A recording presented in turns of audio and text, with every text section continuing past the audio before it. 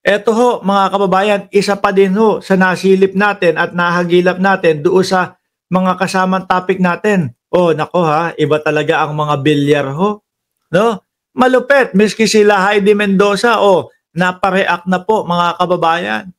Heidi Mendoza, ito po yung sayang. Ano? Pero tingin ko naman po, napakalaking porsyento po nung pagtakbo niya nung 2022 election sa Senado. Bakit to?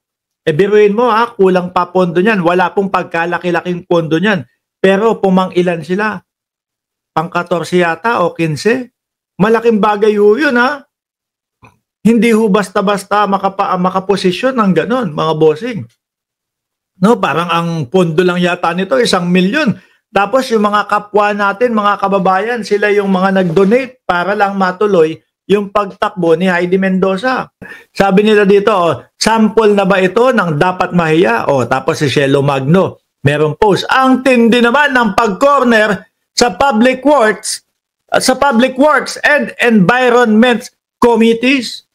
Garapalan, tax ng ina mo.